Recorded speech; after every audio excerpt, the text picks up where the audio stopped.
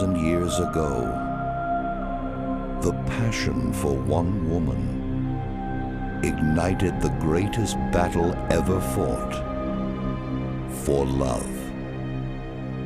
I want her back. Will you go to war with me, brother? We're sending the largest fleet that ever sailed. We need the greatest warrior. Achilles can't be controlled. Be careful, King of Kings. First, you need the victory. I won't ask you to fight my war. You already have. No son of Troy will ever submit to a foreign ruler. Then every son of Troy shall die. We will be together in this world or the next. Immortality!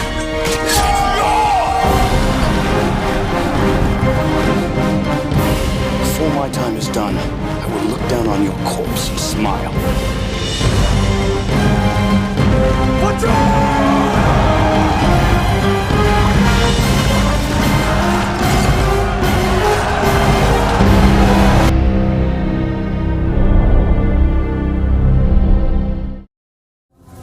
Hi, I'm Venus Diane Hofer.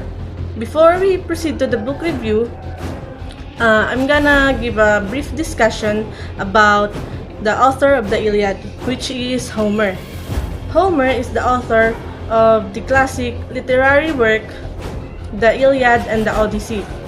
Homer's poem have had a greatest influence in the history of literature, as Homer's poems were passed from generation to generation by means of oral communication. It is difficult for historians to date the works, but it is generally accepted that the Iliad and the Odyssey is written by Homer around 8th century BCE. Homer is also one of the most influential authors in the widest sense, for the two epics provided the basis of Greek education and culture throughout the classical age and formed the backbone of human education down to the time of the Roman Empire and the spread of Christianity. The Iliad tells the legendary story of the First Trojan War, and the Odyssey tells the story of the hero Odysseus in his journey home to Ithaca after the war was over.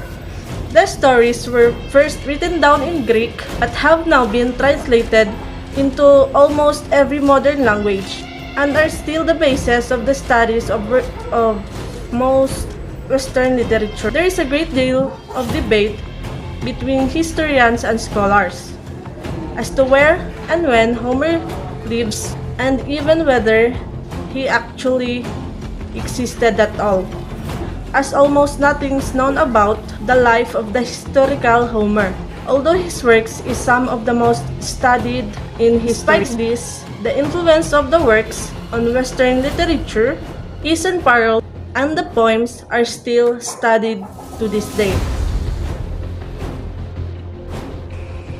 The story covered in the Iliad begins nearly 10 years into the siege of Troy by the Greek forces led by Agamemnon, king of Mycenae. The Greeks are quarreling about whether or not to return Chryseis, a Trojan captive of King Agamemnon, to her father, Chryses, a priest of Apollo. Agamemnon wins the argument and refuses to give her up and threatens to ransom the girl to her father. In turn, Chryses pleads Apollo to help him, so the offended god floods the Greek camp with a pestilence. At the warrior hero, Achilles orders the Greek soldiers force Agamemnon to return Chryseis in order to appease Apollo and end the pestilence. But when Agamemnon eventually reluctantly agrees to give her back, he takes in her stead Chryseis.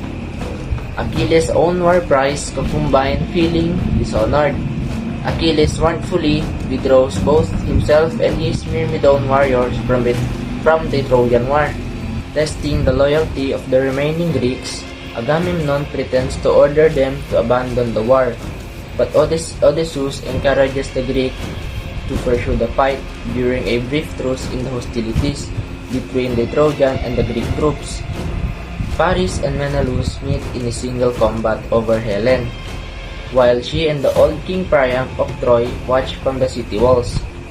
Despite the goddess Aphrodite's intervention on behalf of the overmatched Paris, Menelaus wins. After the fight is over, the goddess Athena, who favors the Greek, provokes the Trojans and breaks the truce, and another battle begins. During the new fight, the Greek hero Diomedes, strengthened by Athena, obliterates the Trojans before him. However, in his blind arrogance and bloodlust, he strikes and injures Aphrodite.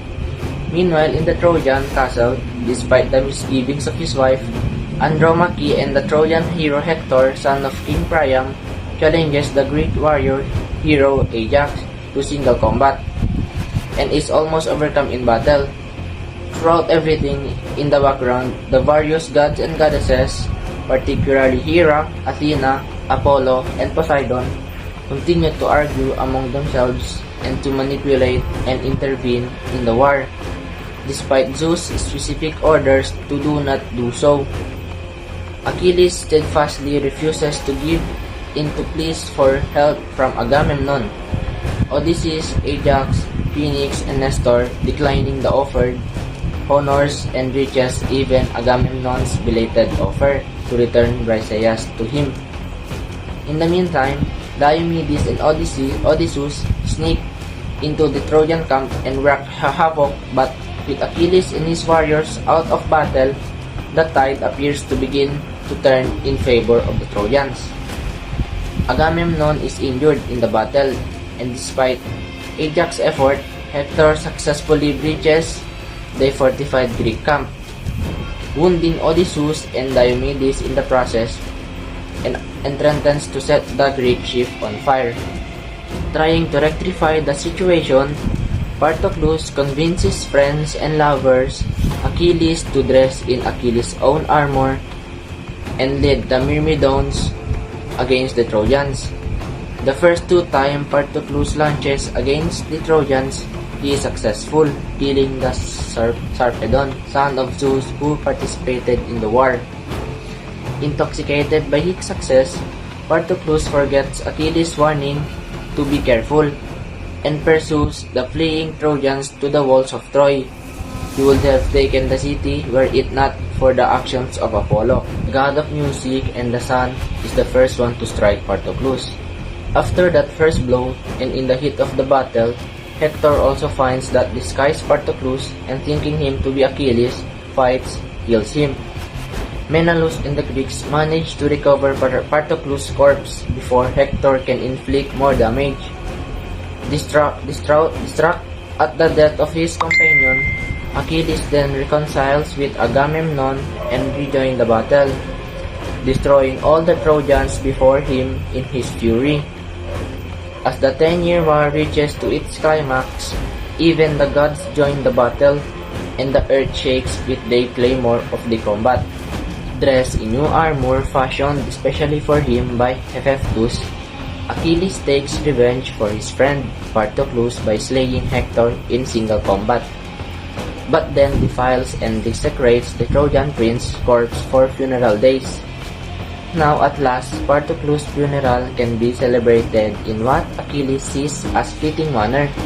Hector's father King Priam, emboldened by his grief and aided by Hermes, recovers Hector's corpse from Achilles. And the Iliad ends with the Hector's funeral during a 12-day truce granted by Achilles. Hi, I am Amy Nicole A, and now let us talk about the Iliad. So the Iliad, it was written by Homer, but actually no one ever knew who's the real author or the real identity of the author of this book, but then they call the person Homer. So yeah, so it was written a long time ago by Homer, and it's a fairly extensive book. It's about a story of war, the famous Trojan War, if you're familiar with that. However, the book only captures a very short amount of time and it is only one element of the Trojan War, and it can be seen at the very end. So it embodies it embodies the conflict between Achilles and Agamemnon, and Achilles and Hector. So the book does not end with the fall of Troy, but rather it ends with the death of Hector. On the other hand, the Iliad, it is also about the gods, how the gods interact with each other, and how the gods takes place during the war. There we have Ares, Aphrodite, Athena, Apollo. So those are some of the gods who are present in the book. So let us also talk about the conflicts, the major conflicts that are present in the book, the Iliad. So there is always at least 2 or 3 major conflicts that are present in every great literature, and in the Iliad there are actually few major conflicts. So one of the major conflicts that is present in the book, the Iliad, is caused by the excessive pride caused by the main character, Achilles. Achilles, on the side of the Greek, fighting for the side of the Greek, he made an advance upon Troy successfully during the Iliad. But then, unfortunately, things had happened, things have turned. Achilles decided to leave the war, and he refuses to fight, and he leaves the Greeks fighting for their own. That is because of what Agamemnon has done, because Agamemnon demands to have the war prize of Achilles, and that is the lovely maiden Briseis. That causes Achilles, the pride of Achilles was hurt, and that's the reason why he decided to leave the Greeks fighting for their own. That's also the reason why he refused to fight. So the Greeks, without the strength of Achilles, faced major casualties, and those casualties actually did not sway Achilles. But then when his best friend Patroclus got killed during the battle, Achilles got so furious, he got so angry, and then he decided to join the battles again, and to protect his honor and to ensure victory for the Greeks. Another great conflict that is present in the book The Iliad is caused by Paris and Helen of Troy. So this Helen of Troy is known to be the most beautiful woman in the world, and she is often stated as a direct reason for the Trojan War. Helen of Troy is the wife of Menelaus, and she was taken from him because she served as the prize for Paris after Paris declared that Aphrodite to be the most beautiful goddess, and Menelaus got insulted, and he cannot take the idea of having the most beautiful woman taken from him, and that is the reason why Menelaus and his brother Agamemnon raised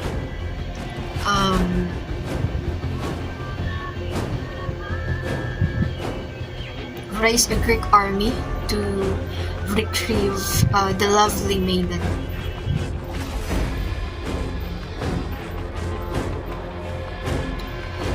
So the most common way in which Homeric characters reveal themselves is through their actions. So this is appropriate to the world that the Iliad depicts, in which the characters regularly accuse each other for talking the talk but not walking the walk. highlights can be seen in Achilles' criticisms against Agamemnon in Book 1. One of the standard ways in which Homer reveals something about his character is through epithets. So these are small descriptive phrases that are typically attached to a single character and then repeated many times. So some of these are standard issues, like Lord of Men to Agamemnon and Swift-footed to Achilles. Some of these also are pretty interesting and surprising, like of the councils to refer to Zeus. Not actually all of the names in the Iliad have meanings attached to them, but some do have, and these are important. Notable scholars just like Gregory Nagy believe that the name Achilles originally means pain for the people, and if so, this would be fitting in two ways. It's easy to imagine Peneleus, the father of Achilles, hoping his son to grow up to be a great warrior, giving him such name, expecting that he would cause his pain to other people other than his own. So this highlights the irony that some of the greatest pain that Achilles causes is to his fellow Achaeans. On the other side, Hector's names derived from the Greek word which means to hold. So this would be fitting because Hector can be thought as a holder in place or the protector of Troy. Alright, speech and dialogue. Characters in the Iliad often reveal something about themselves through how they talk. For example, whenever Nestor hits the scene when you're about to hear a long-winded story about how awesome he was before he became old. So similarly, Achilles' speeches are usually way over the top, either overflowing with insults or wallowing in self-pity or saying savage things that you can barely believe that he's human.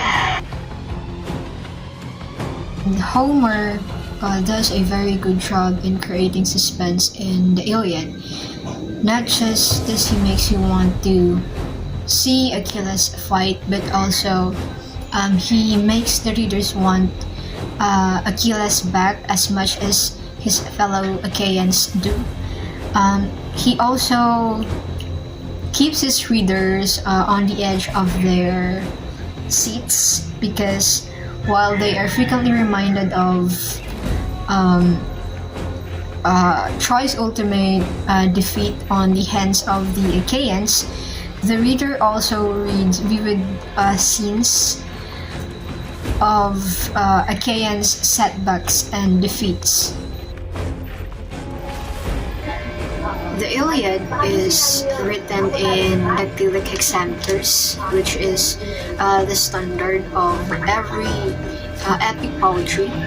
Also, Homer composed the Iliad in an elevated style that befits the gravity of the events his epic poem recounts.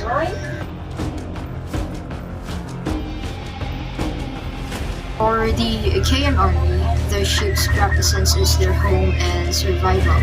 It also represents as their home base, the one that holds their supplies and treasures, and it is also their means of flight if the war completely turns against them.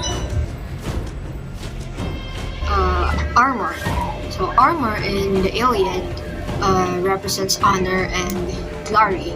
The finer the armor is, the more prestigious the wearer. To take an enemy's armor is to strip him of honor and take it for oneself.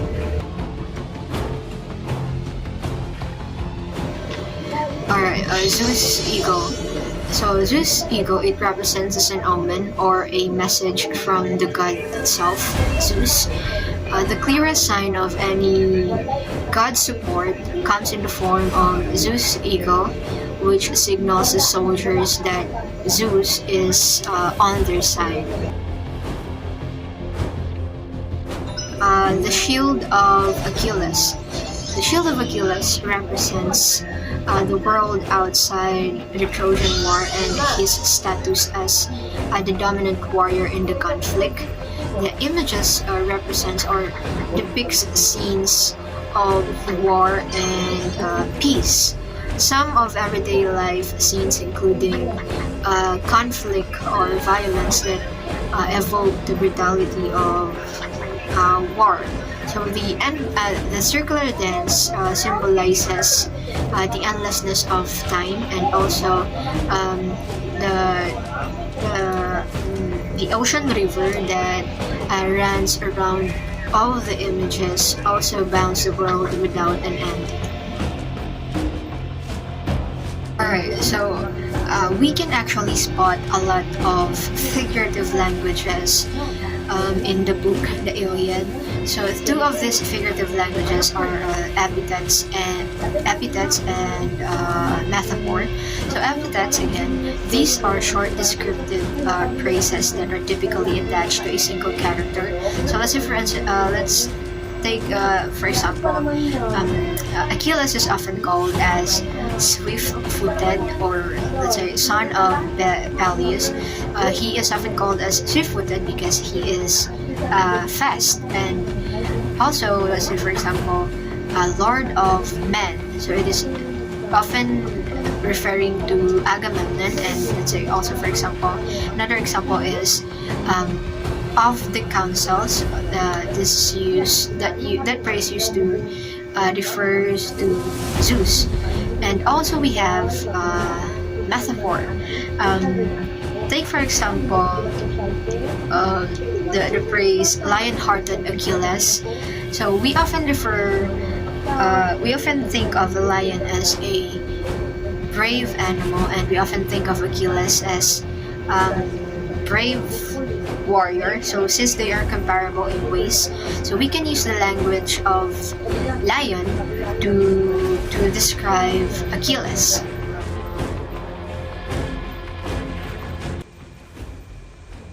I would like to tell my prediction about the Iliad.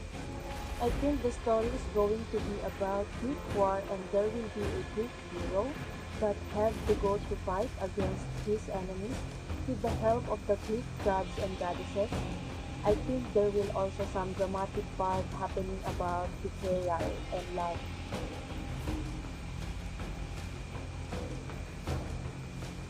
The characters of the Iliad must have the free will because every decision led to their destiny.